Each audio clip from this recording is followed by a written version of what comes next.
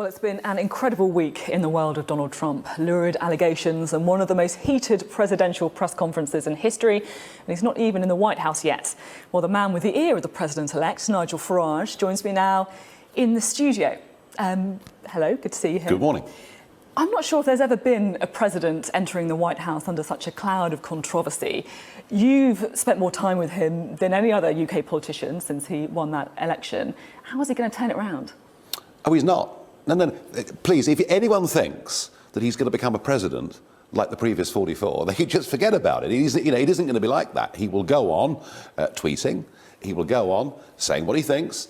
He will go on generally ignoring the media, and rather than doing press conferences, he'll do a YouTube clip or whatever it is. No, this is going to be completely and utterly different.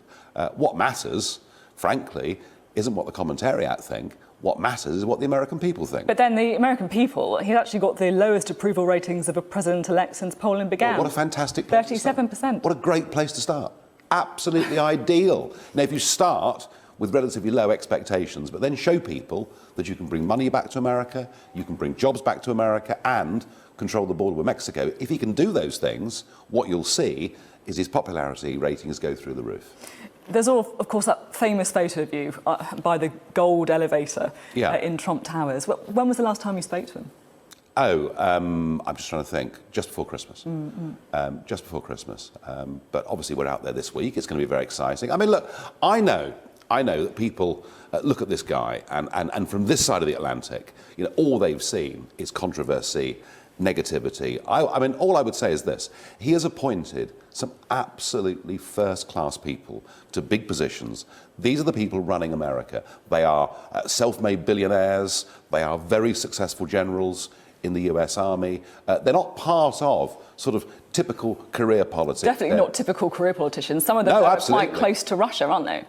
Well, business-wise, one in particular has been. I mean, obviously, the relationship with Russia, is dominating everything at the moment. And there's even talk of perhaps a Reykjavik summit, rather as Reagan did with Gorbachev all those years ago. I think the important thing is this. I mean, there is nothing, absolutely nothing to be lost in him sitting down and talking with Vladimir Putin. And the idea that somehow he's going to appease Putin or give in to Putin or hand over our security secrets to Putin, frankly, is nonsense. At the moment, there's a complete standoff between all of us in the West and Russia. We're back to the Cold War. If a conversation could ease those tensions, surely that makes sense. But doesn't that worry you? I mean, Russia has bombed hospitals in Syria. They've hacked a democratic election.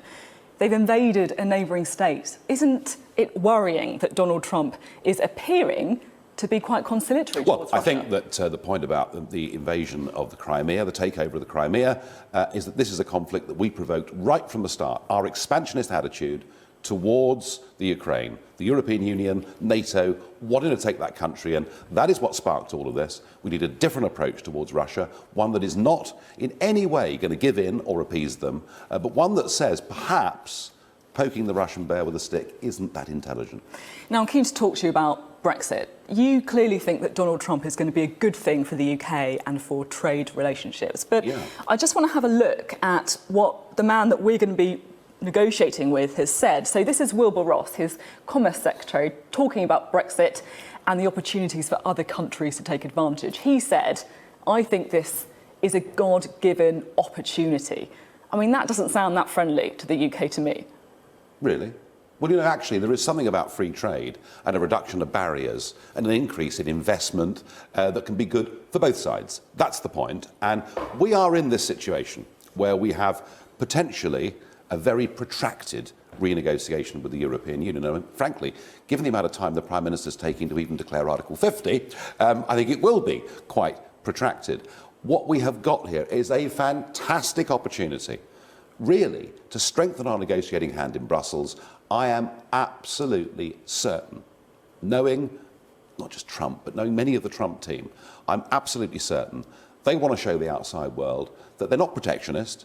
They're worried about trade deals. They're worried about trade with places like China, where state subsidy is closing down steel production in America, or we could even argue South Wales come to that. But when it comes to countries that are equivalent, that they're open to doing business, I suspect that within the first few months, of a Trump presidency, there will be a big statement from Wilbur Ross or someone like that saying, we want to do this.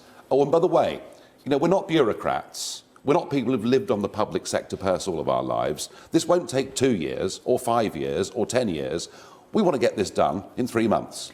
And then it's going to be up to the British government to see how they respond to it. Now, it was very interesting this week. Theresa May was with the Premier of New Zealand, who said, we want to start trade talks with the UK.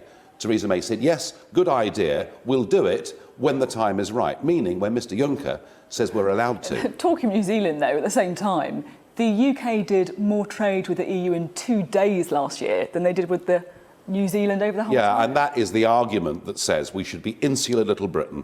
We should purely focus on Europe and forget about the rest of the world, much of which is expanding far more rapidly. The whole point about Brexit, nobody on the Brexit side made an insular argument. We made the argument we're freeing ourselves to re-engage with the rest of the world. Now, here's the problem.